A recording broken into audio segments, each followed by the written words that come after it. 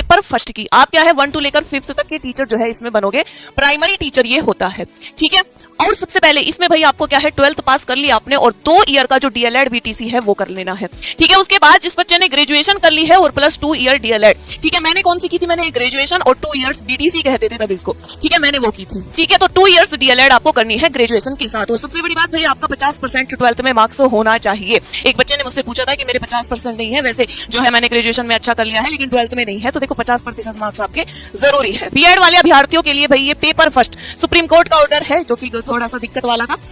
पात्र नहीं होंगे केवल कार्यरत जो अभी शिक्षक है फिलहाल, उन लोगों के ऊपर भी जो है सरकार ने बर्डन डाल दिया है, ठीक है। तो इसके लिए क्या रहेगा, पात्र रहेगा, ठीक है। और सबसे बड़ी कौन दे सकता है, फर्स्ट ईयर में आप दे सकते हो, नहीं दे सकते हो, ठीक है। उसके लिए आपको फाइनल ईयर में होना पड़ेगा, ठीक है। फाइनल ईयर में डीएलएड के अंतिम वर्ष में होना है, तभी आपका यूपी टेट क्वालिफाई माना जाएगा, ठीक है। पैटर्न क्या आता है, कैसे कैसे, मैं आपको लैंग्वेज भी बताऊंगी कि आपको लैंग्वेज कौन सी चुननी है, ठीक है। देखिए सबसे पहला आपका बाल विकास व शिक्षा शास्त्र जो कि 30 नंबर का आएगा। लैंग्वेज फर्स्ट में ज्यादा बच्चे जो है हिंदी ही लेते हैं, ठीक है, तो आप लोग भी हिंदी ही लीजिए।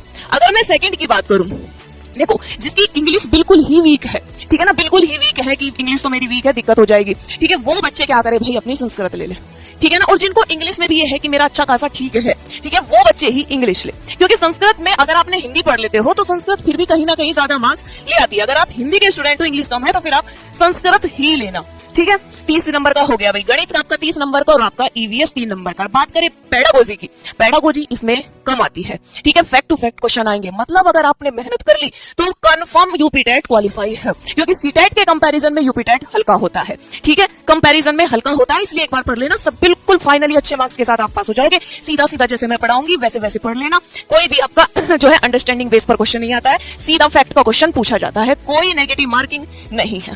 पास होने के लिए अंक कितने चाहिए, देखिए सामान्य वर्ग को चाहिए आपके 90 नंबर, ठीक है ना। 150 में से सामान्य वर्ग के जितने बच्चे हैं उनको 90 नंबर लाने ही पड़ेंगे, ठीक है। और जितने भी आरक्षित वाले बच्चे हैं उनको चाहिए 55%, 82.5 अंक। एससी एसटी ओबीसी इनको चाहिए ही चाहिए, ठीक है। मिनिमम एज तो भाई 18 साल तो आपकी होनी चाहिए और मैक्सिमम की कोई भी प्रॉब्लम नहीं है, नो लिमिट। अब यूपी टेट सर्टिफिकेट की वैलिडिटी, ठीक है ना, लाइफ टाइम रहेगी, जीवन भर रहेगी, एक बार क्वालिफाई, जिंदगी भर का छुटकारा आपका मिल जाएगा।